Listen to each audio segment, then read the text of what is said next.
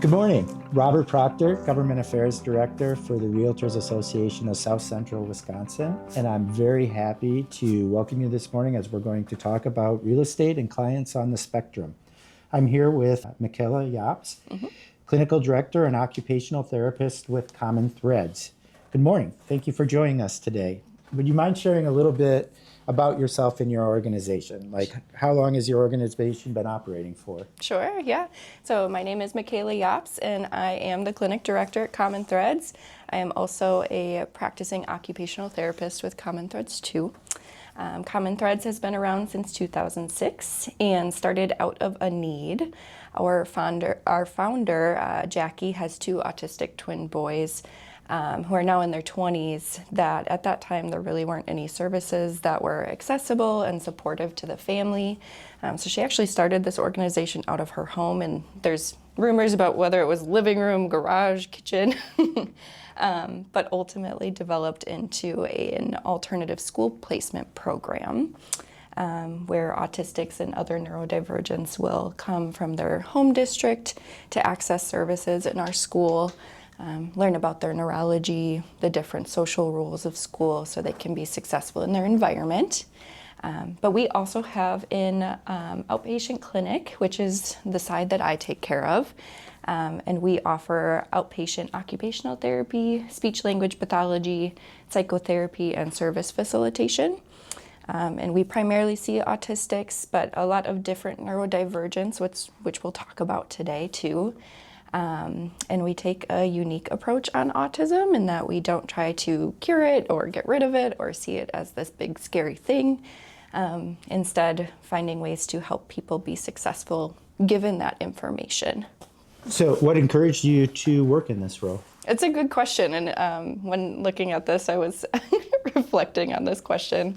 I started as an occupational therapist. I found out I wanted to be an OT when I was in undergrad up at UW Green Bay. I started volunteering at an organization in De Pere called Country Kids, where they actually work with horses and children with disabilities. And I really just fell in love with the world of, disability rights and therapy and things. So became an occupational therapist. I'm really passionate about the autism world too. I think there's a lot of stigma and challenges in our daily life that I just get really excited to educate on and break that down. That's great. What do you enjoy most about your career? I think that I enjoy the aha moments the most. So we work with children, my youngest I've worked with is 2. The oldest I've worked with was, I think, 65. So a big range. And what my favorite moments are where the child is successful in tying his shoes for the first time after practicing for 8 weeks, right? Or a late diagnosed autistic who maybe didn't have the language or the self-understanding throughout their life until they received that diagnosis and started working with me. So I think the aha moments that help people feel good in their body. That sounds great. Yeah. So for those of us who are not been exposed to somebody who's autistic or neurodivergent, what is autism and neurodivergence? Yeah, so I'm actually going to start with neurodivergence. Historically, autism and the word neurodivergence have been used interchangeably. However, neurodivergence is actually an umbrella term. So basically describes any person whose brain works in a different way, and I'm using air quotes here, different. I have a strong belief that most of our population is neurodivergent in some way. So neurodivergence covers things like autism and ADHD, OCD, sensory processing disorder, bipolar disorder, many other things too. And then autism is just one branch of that, right? So I think we have a very stigmatized belief of what autism looks like. And if someone doesn't necessarily fit within that picture, we question that diagnosis. But historically, I know that we've called it autism spectrum disorder or a person on the spectrum. And when we think of spectrum, we think of like a low and a high end. There are some challenges with that concept, meaning if we say someone is low functioning, what does that actually mean, right? Does that mean that they're not going to be successful in life? Not necessarily. We don't really presume competence or believe that they'll be able to achieve different tasks in their life with that concept. So instead, the autism community is really advocating for more of a circular spectrum with a lot of different like pie chunks or pie cuts of different areas of functioning that may or may not be impacted by their autism diagnosis. So on that, just to understand it a little bit better, you have, I would assume, people that have an easier time functioning socially and people that have a more difficult time. Yeah. Can you kind of explain that? Sure, yeah. So I know historically autism is seen as kind of the social disorder, and that is what they call it the DSM-5, the Diagnostic Statistic Manual. That's what they discuss. But it's really obviously more than that. But many autistics do struggle in a social setting, whether that's with communication or whether it's like reciprocal conversation like what we're doing right now, making eye contact, perceiving body language, things like that. However, autistics also may not struggle with that. It's really person dependent. In fact, sometimes I have like the most exciting and reciprocal and productive conversations with autistics. So it really depends on the person. If you just think about the everyday occurrences when I'm meeting people, am I meeting a lot of people that are autistic or maybe on the spectrum who I may not know or realize are on the spectrum? Like you always think that like, oh, if somebody's autistic or if somebody has an autistic kid, that they're not functioning. Right. But so is there some percentage of people that may be functioning as opposed to others that struggle a lot, that maybe will never be independent or something? Sure. Yeah, that's a great question. So I believe the most recent statistic was 1 in 44 Americans are autistic, though I think that's quite a high number because many people go undiagnosed or are misdiagnosed for a period of their life, and it's underreported. Something else that's becoming more common is self-diagnosis too. So someone doesn't necessarily have to go to a psychiatrist or a psychologist to receive that diagnosis. We encourage that if someone identifies as autistic and feels that that describes their life and gives them the language they need to be successful, that's perfectly fine. So I would anticipate that you encounter more autistic and other neurodivergent people than you realize. I don't have any statistics related to levels of function. That is actually something we're moving away from too, the terms like low and high functioning, because it doesn't really give us like the information we need in order to support that person. They may have more difficulty in terms of, activities of daily living like toileting and bathing, but they may be super stellar at work and school, right? Or vice versa. So I don't have any statistics on that, but there's definitely a lot of people that probably go undetected throughout the daily life.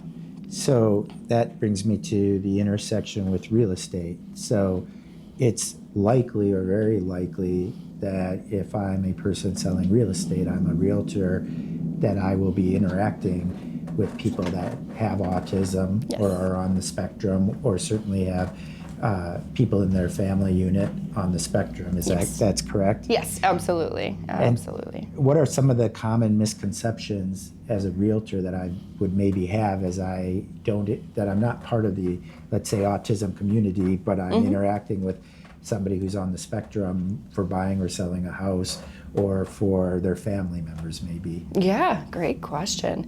I think general misconceptions as a society that we have are, again, going back to that social side of like, someone's going to struggle with socialization or, may have so much anxiety about this process that they may not even be looking. So even the concept of like autistic people have goals and want to buy homes is a big piece. I think also, this concept of like autistic children, will grow out of it someday and that won't be a challenge for them. We always say like autistic children become autistic adults, become autistic elderly. It's not something that goes away or is treated. It can be, treated and hidden, which we go against, but definitely not something going away. Are there a significant number? I mean, I believe that there are autistic people that are on the spectrum that are overachievers professionally or are successful professionally. Sure. And and their autistic issues are in different Yeah. areas. Probably there are statistics. I don't have those necessarily, but I will say that some of the most successful people in the world have been autistic or neurodivergent. There's actually a lot of really beautiful benefits to neurodivergence that come into a workplace. For example, like really high special interests and hyperfixation on something. Attention to detail is a really big one. Perseverance and resilience during times of struggle can be a big piece as well. So definitely autistics can be very successful, really, really great in different settings. So for our members who encounter an autistic person who wants to, say, either buy or sell a house, what are some of the communication techniques and accommodations that they should be considering? Sure, yeah. I think I'll just start by saying everyone communicates in a different way. You and I right now are using verbal speech. I also use a lot of gestures, so lots of hand movements when I'm speaking. Some people are what we would call non-speaking, previously called nonverbal. Know that that's not necessarily a choice that someone makes, but they still should have the right to communicating with you. So just an acceptance of different communication styles, I would say. Never forcing any eye contact or handshakes, that's a big one. Not assuming that that's necessarily a bad thing or that they're showing a sign of disrespect. It can just be a personal communication difference. I think also allowing for more processing speed in between interactions. So, asking someone, how are you doing today? It may take someone longer to respond to that question. So I kind of have a golden rule of just in my head after a question, counting to 5 before moving on, or even 10 seconds, just depending on that person. The last thing that I would say too is some autistics will use what's called an augmentative and alternative communication device, or AAC. Some people will call them like talkers. So they basically look like an iPad or a tablet of some kind where they'll communicate through that outlet. Know that you can speak to them in your natural style verbal speech, if that is, and just assume that they want to talk to you and have interactions too. So here's probably a little bit more difficult. So I'm trying to imagine myself as a realtor selling a house and a couple comes in. They're not going to wear a sign. Somebody doesn't wear a sign saying I'm autistic, or what my challenges are. Mm-hmm. So as I am just using my skills to deal with people, I assume, like one of the things you said about waiting for them to respond and giving them some time, it makes me think of that saying, like, are you a person that listens or are you a person that waits to speak? Mm-hmm. And some of the skills you talk about seem as if they would work well with anyone. And yes, that's listening, obviously, being the primary one. But what are some of the things I can think about as a salesperson where somebody may come in and they may have communication challenges. Mm-hmm. They may be autistic, they may not. Mm-hmm. How would, if you were going to say, what's the best way to just deal with a situation where a person may or may not be autistic? Sure. And I think you spoke to it a little bit, but I'm thinking of the person who's multiple people are coming in, yes, and you're not in the salesperson the realtor isn't going to be saying to himself, I got to keep my eye open for a potential autistic person. Yes, yeah. So, on your radar, right? Yeah. Yes. First thing I'll say is I love that thought that you brought up about, a lot of these strategies would support anybody. We say that a lot. Autistic supports support everyone. We actually call them universal supports. Because ultimately, having access to, someone who's listening and engaging that way, or accepting of different communication styles, sensory supports, none of that's going to harm anybody, and actually can be beneficial for the major population. So I love that you brought that up. Some ideas that I have around supporting that would be just thinking proactively about changing your strategy altogether. So, communicating with everybody in a way that offers more autonomy, space, and acceptance is a big piece. I think that sometimes you can kind of get an idea of someone's neurodivergence, though it's hard to say. Like, some may go fully undetected, right? And something I've actually started offering is like, hi, my name's Michaela, my pronouns are she, her. Is there anything that you want me to know about you? And I start that in a lot of my interactions with new people, to just create a space of possible disclosure in that moment. But if they don't, then that's okay too. So if I was going to write something down, and these are obviously things, as to your point, work, I mean, one would be to listen and pause, give the person an opportunity to respond, which is good for anybody. Another is to give them the opportunity to tell you if there's anything they want to share. Yeah. Like a question, if you have a new person in, is there anything you want me to know about you? Which is actually a really good thing to ask somebody who's looking to buy a house, because it would help. One of the things that in preparing for today, we see that some, and I think you spoke a little bit about it, that some people that are on the spectrum have sensory issues. And are there things that a realtor could be thinking about when hosting an open house to make sure it's more comfortable for a prospective buyer that may be on the spectrum? And again, I assume these are the same type of things that we just talked about. What's good for somebody on the spectrum may be good for everybody. Absolutely, yes. So I have a lot of ideas on this, actually. So in terms of an open house, from my experience, it's often open, so there's many people coming. There may be a lot of chatter, communication, a lot of background noise, whether that's music or fans or refrigerators running. Things like that, and often all the lights turned on, right, to see the space, which I guess, I think of any person, let's say someone with children, right, you're in your home and the TV's on, you're trying to cook dinner, your kids are screaming, you're trying to remember something from work that day. That sensory overstimulation and dysregulation can look like, it's too much, right? Autistics do experience that at a higher level in terms of like reaching that threshold maybe a little bit more quickly than others. There are some people though who love input, right? Give me all the sound, all the movement, all things like that. So something again to just ask people, and maybe giving that opportunity of, is there anything that would make this open house more comfortable for you today? Maybe offering the option of private showings would be a possible strategy. Just due to the anxiety that comes along with people being in the space too, as well as, an unpredictable new environment. But think about a lot of like lowering the lights as much as possible in spaces that have natural lighting. Offering that natural lighting is really helpful. Lowering music as much as possible, and ideally music that doesn't have words in it.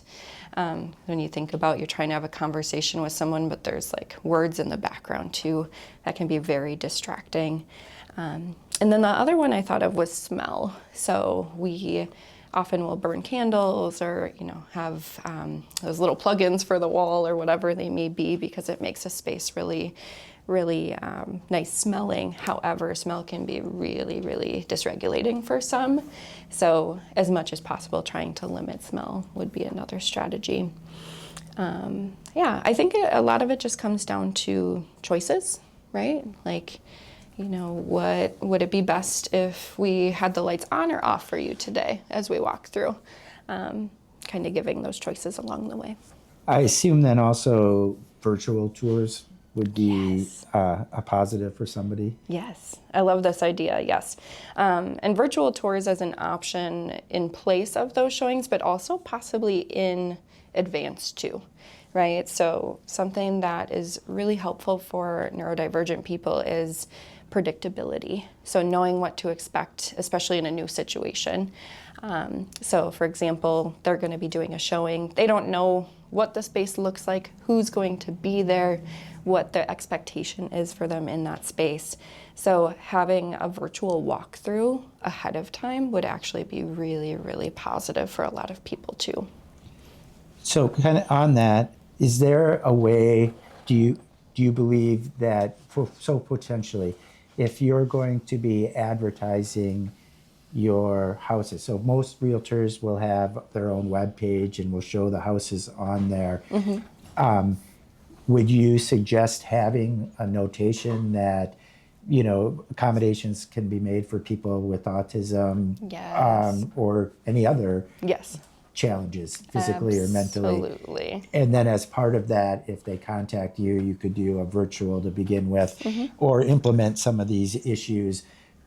For example, dimming the lights and having music without words, which would work for me too. I'm notorious for singing along to the words. So, so kind of planning ahead, because that was kind of the question I was going to get to you. In this market right now, although the market is getting a little bit better for buyers, it is by any measurement a seller's market, Sure. which would put people who need additional time or accommodations at a disadvantage. Yes. We have many houses go on the market and you have an open house, and by the end of the open house you have 4 or 5 offers, let's Right. say.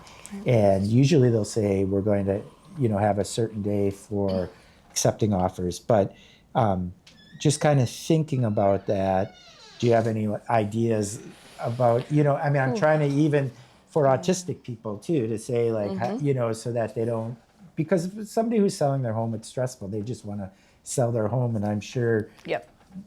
So I think it's stressful for a neurotypical person in the housing market right now, and always. But yeah, that concept of urgency, I think, is a big anxiety producer for so many.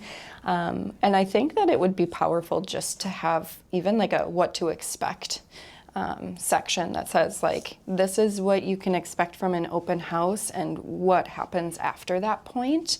So kind of almost like a roadmap of like, if you are interested, this is how you should proceed. If you're not interested, this is how you should proceed. But kind of calling out what we call the hidden curriculum. When I was looking for my first home, I didn't know necessarily that people make offers like on the spot.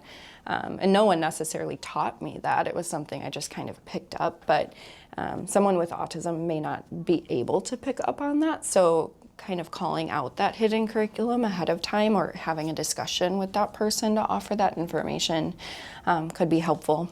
I think that's a great point and a great reminder, because the whole point of the realtor is to bring out the hidden curriculum. It's the person that knows the market.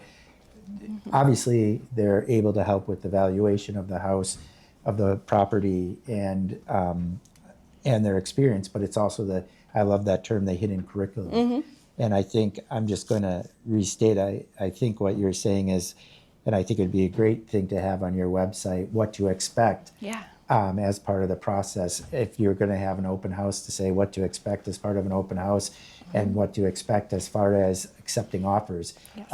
For example, if you're going to, I've seen some where they say we're having the open house on Saturday and we will be accepting offers through Monday at 5. Right. And then after that, we'll make our decision. Right. Making sure that that's understood is good for everybody. Yes. Doubly good for a person on the spectrum. Yes. Perfect. Absolutely. So just switching a little now, I'm either representing a family, or potentially selling to a family that has autistic children or an autistic child. What are some of the issues we should be considering? I should be thinking of to help them. Yeah, absolutely. So again, some of those more environmental supports, same thing with the lights, music, smells, things like that, and communication too. You obviously are primarily going to be speaking to the parents, but engaging that child as much as you can obviously is going to support the family and create that connection too. But know that some autistic kiddos are really, really energetic. Some are sensory seekers, which means that they love that input, right? They're going to want to touch every light switch. Every cabinet needs to be opened. Like, let them explore and engage as much as safely possible is my recommendation.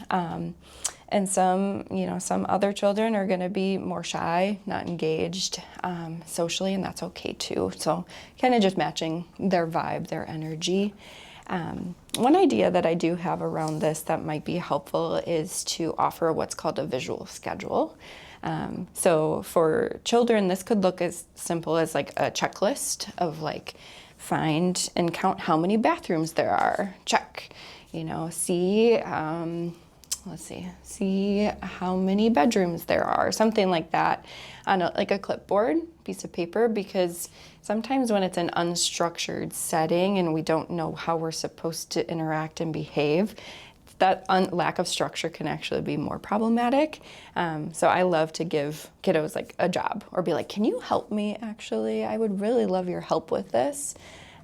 So that's a strategy that I think could be helpful for some kiddos as well. Yeah, so let's play that out just so I understand it. If I was a buyer agent and you were my client and I knew you had an autistic child that you were going to bring with you. Yeah. So when I say to you, I've got this great idea, I have this idea that I think if your child would like, I have a clipboard with a checklist that we can have him go through and find things around the house and check them off and just have that conversation. Yeah, offering it to the parents is great. Another strategy or tool that we use often with autistics is called a social story. So again, what to expect at an open house. Like, this is what mom and dad will be doing. This is what this realtor will be doing and what they may say or expect you to do. So maybe having that in advance as well, like, we're going to an open house, but child language would be really beneficial to offer to the family too. So when moving into a new home, how can families make the transition easier with an autistic child? Yeah, I think this comes back to that virtual tour. Creating some level of predictability and understanding of what the space will look like. And of course, I always will vouch for children should have autonomy in their space too. So once you choose their room, allowing them to set it up in a way that supports them, whether that's having, certain bed placement or access to a sensory area in their room or, the basement or wherever it may be. Trying to include them as much as possible in that process is going to help any child, but especially an autistic child who maybe is looking for a little bit more control and autonomy in that moment too. All right, changing directions again. Now let's look at ourselves as realtors and say, so what should we be thinking about when we're working with a broker or a realtor that is on the spectrum? Sure, yeah. I think as an employer or a coworker or both? Both. Yeah? Okay. Yeah, let's start with an employer. I love that, yeah. So at Common Threads, we actually have a lot of neurodivergent staff on. I identify as neurodivergent as well. And something that's really important to us is making sure we are offering a neuro-affirming workplace. That means offering supports in advance. So you may or may not be familiar with formal accommodations process for an employee. Often that is, a request that comes from a medical doctor of some kind, and it may be an adjustment to a schedule or the space or whatever it may be. We actually really, really advocate for something called universal workplace supports. So things that are offered to everybody or are, an option for everybody without having to kind of force that disclosure in advance. So it can be things like dimmable lighting, standing desks are a really great one, or alternative seating. the option to have, noise canceling headphones or an alternative workspace that is less chattery and more quiet. So it can be a lot of environmental pieces, but those are some things I would think about. In terms of a coworker, just like recognizing that person, again, wants connection just as much as you do, but may have different needs, and that's totally fine. And I know, being a realtor, there's a lot of independent work, but maybe some group work as well. I actually think that independent work can be really beneficial for a lot of neurodivergent folks, just to have that low demand for socialization.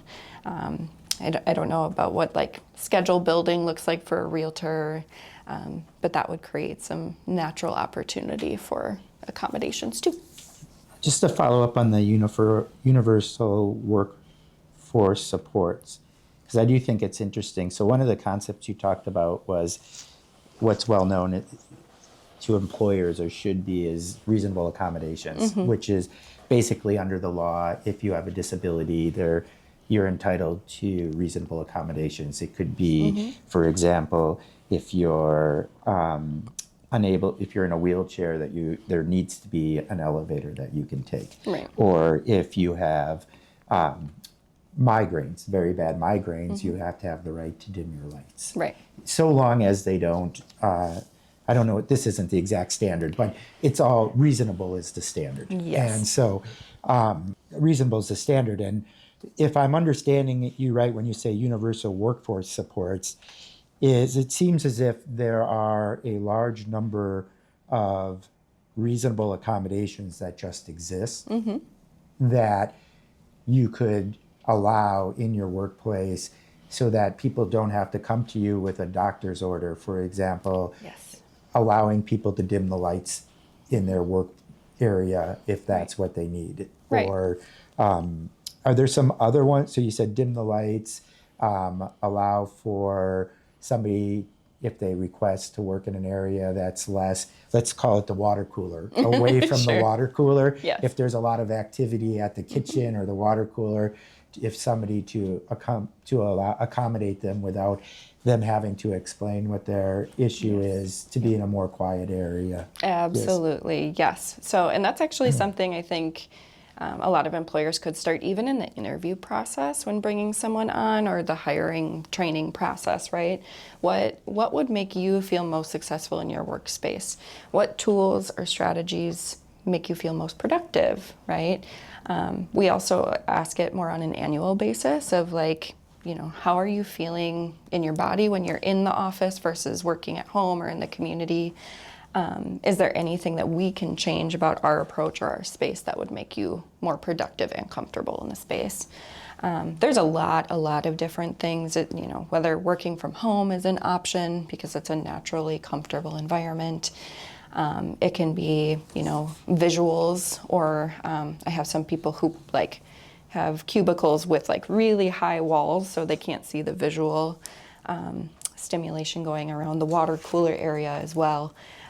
There's a lot that can be offered, but I think people typically know what they are most successful with, but we don't always give them the opportunity to advocate for that, or ask the question that so simply could be asked, and then they're given something that's pretty easily accessible.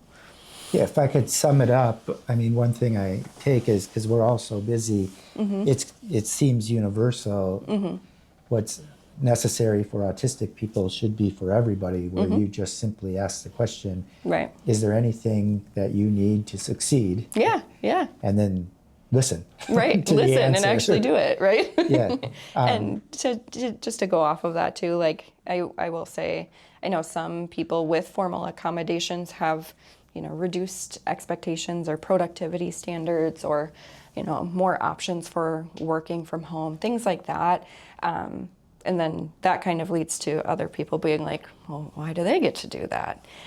So we say a lot like everyone's on their own journey and has their own needs. And if you would like accommodations, I would encourage you to go through this process and then having that process laid out very clearly. Where can people go to find more information on autism? Yeah, so I always advocate for Autism Society of Greater Wisconsin.